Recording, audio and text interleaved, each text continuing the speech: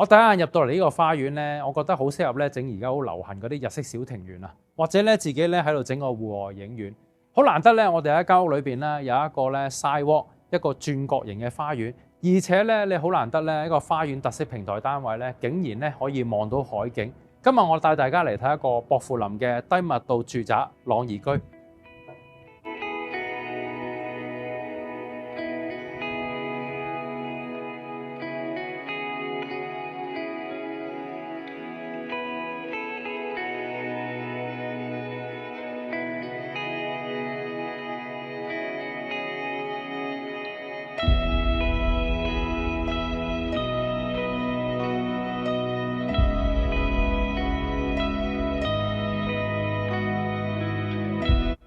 Hello， 大家好，又係 Hugo， 今日帶大家嚟參觀一個薄扶林碧麗道嘅低密度住宅朗怡居 LAMAIS。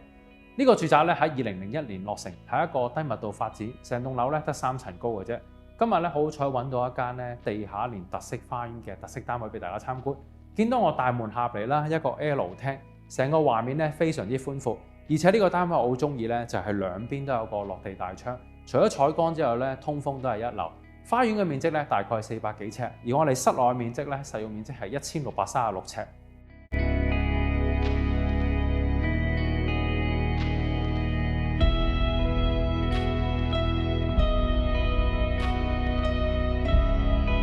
今次嘅單位咧係一個 L 廳嘅間隔，我哋呢個位置正常咧可以擺一個8至12人嘅飯台啦，隔離嗰邊係一個咧客廳嘅位置。最好咧就係我哋飯廳呢個位置啦，貫連出去咧就係去一個花園啦，而且佢已經做咗一個法式趟窗，可以將出邊嗰啲風咧咁啊通入嚟間屋裏邊咧，成間屋咧嗰個採光通風都係非常之好。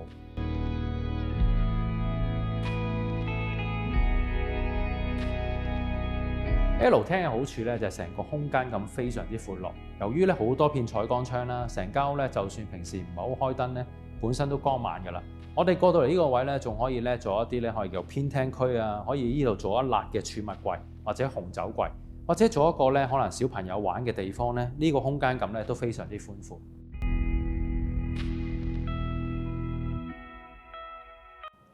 由飯廳行出嚟啦，原本業主咧已經做咗一個法式趟窗，我哋可以咧直接行出嚟自己嘅私人花園。呢個花園咧而家望落去咧，觀感差少少咧，主要原因咧呢度會望到啲石牆。其實我見好多咧做日式小庭園啦，主要做啲戶外木或者做一個咧垂直嘅綠色植物牆啦，你成個感覺會差好遠嘅。鏡頭後邊嗰度咧仲有 area， 而家擺咗啲小朋友玩嘅戶外滑梯啦。其實一陣間我哋有個細房咧就會望翻呢個位置。個人建議咧呢度可能做啲小魚池啊，或者咧做多啲擺設咧，成個空間感咧會差好遠。而且你好難咧睇一個花園特色單位咧係有陽光入屋㗎。過到嚟呢個 area 咧，你見到原本業主咧擺咗一啲咧可能戶外椅喺度啊，可以喺度飲下咖啡，或者夜晚喺度飲下紅酒，甚至喺度 BBQ 都冇問題。而我好中意咧呢個花園就係佢咧貫連晒成間屋，你可以行嚟行去咧好方便。而且佢近客廳呢個位置咧做咗一個玻璃圍欄啦，變咗我哋咧唔會擋到咧前面咁開揚嘅海景。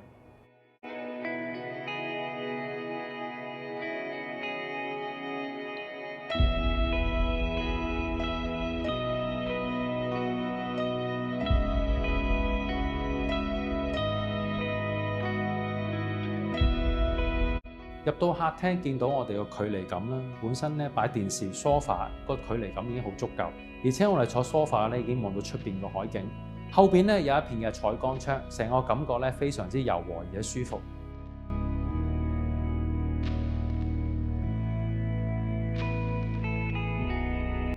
近期香港嘅樓市非常之火熱啦，一手市場嘅超級豪宅咧差唔多每日都有過億嘅成交，二手市場咧亦都不遑多讓。講緊其實近日咧出現好多狀況就係突然間有一個好合理銀行估到價嘅筍盤出嚟啦，突然間一日咧有30至50個批准打俾個業主，嚇到個業主封盤，甚至有啲反價，都唔知賣唔賣住好。所以咧要有一啲咧我哋叫啱價嘅鎖匙盤咧，即刻衝過嚟拍俾大家睇。譬如好似今日我哋參觀呢間朗怡居啦，如果你話同類型咧喺薄扶林望到海景，有特色花園，有埋車位，一步到位嘅話咧，呢個盤咧個人都幾推介嘅。入到廚房，麻雀雖小，五臟俱全，兩邊嘅儲物空間啊、蒸焗爐啊同埋操作台面咧已經做得幾好噶啦。咁當然啦，始終都係舊樓，要全部自己翻新晒。另外左手邊入邊咧就係工人鋪房。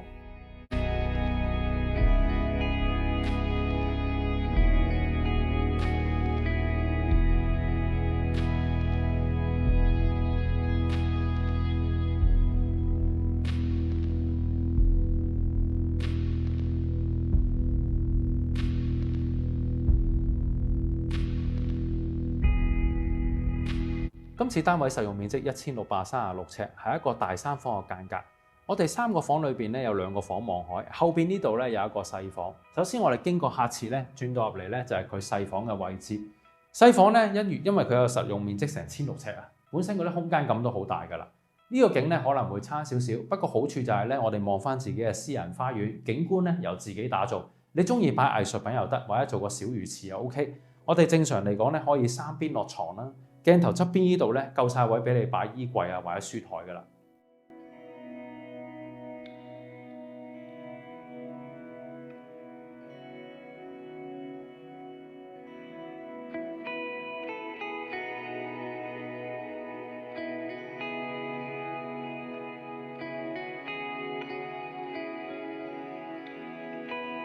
毗鄰客廳呢度有間細房，相信之前咧業主都係當為一個書房使用，因為我見到佢側邊咧做咗好多書架啊、書櫃。喺呢個房咧可以有一個落地玻璃啦，同客廳一樣望翻外面咧咁開揚嘅景觀。除咗有海景咧，就有側邊嘅山景。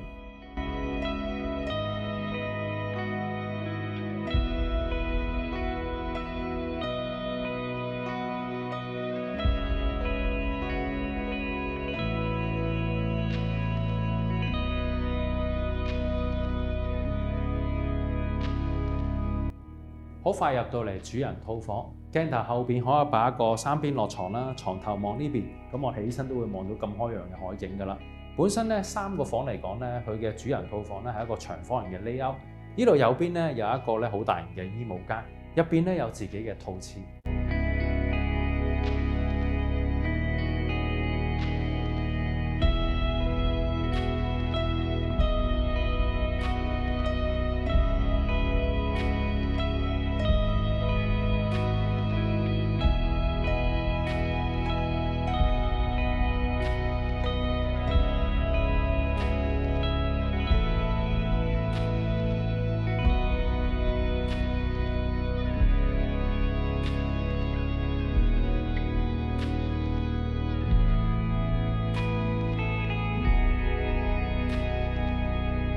好，今日我哋參觀完畢㗎啦。如果有興趣了解個項目嘅資料，或者想參觀嘅話咧，歡迎可以隨時聯絡我。影片途中咧有我微信啦同埋 WhatsApp 嘅 QR code。最後希望各位繼續支持我 YouTube Channel CLSS。我哋下次再見，拜拜。